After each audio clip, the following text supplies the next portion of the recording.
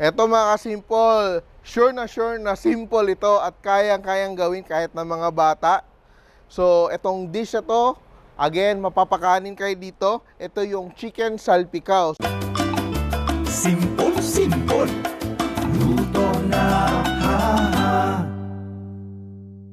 Meron tayong chicken breast from Fresh Options na kinat up natin siya into around 1-inch cubes.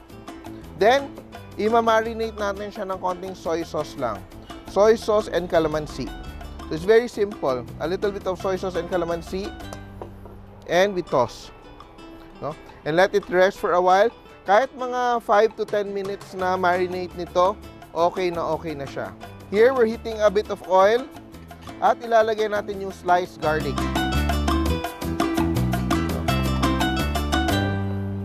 Crisp up the garlic ng konti. At gagawin din natin garnish later on sa ating salpicao. Chicken salpicao. Be sure that your oil isn't too hot or else magiging sunog siya at magiging mapait. So we don't want that. Gusto natin medyo toasted siya but not burned. Yan. So we put our garlic aside after frying a bit. Yan. And now we add a little bit of butter. You can use margarine kung margarine yung gusto mo. Pero we are using here a little bit of butter and we saute our mushrooms. So meron tayong button mushrooms and we're sauteing it.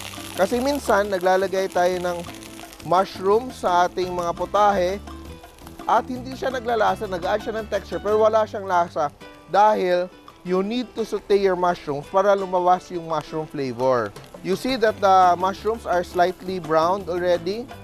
And we add in our chicken. So, yung chicken natin is marinated again in our soy sauce and a little bit of calamansi. So, may balance siya of alat and asim. So, here, we'll just allow it to sear a bit.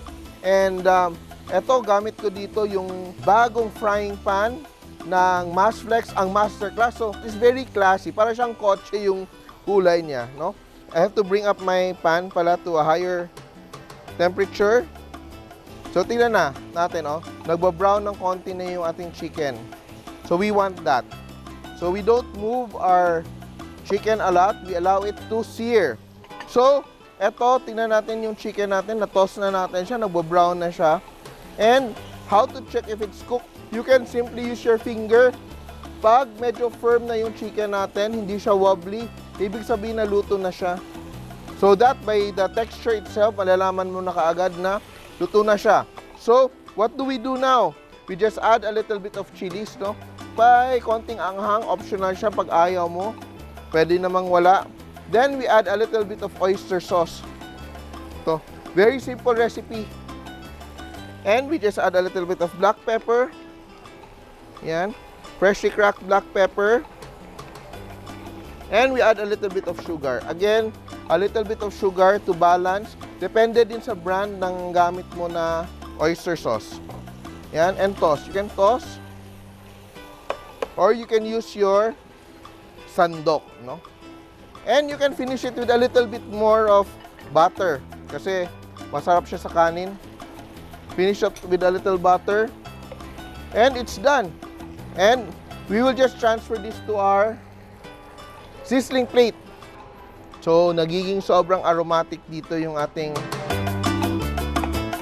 open space kitchen, di ba?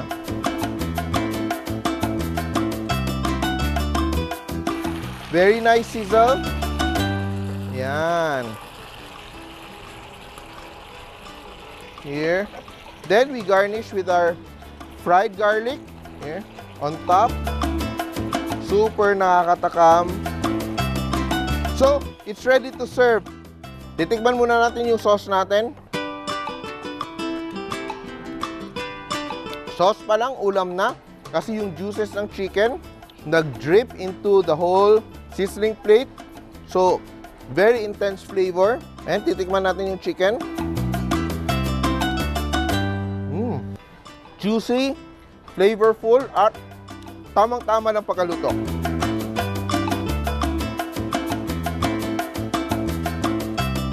Chicken salpicao, Simpol!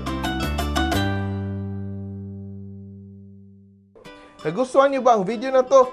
Please share para lalong dumaming ating mga ka-Simpol. And don't forget to subscribe to our Facebook, YouTube, and Instagram accounts.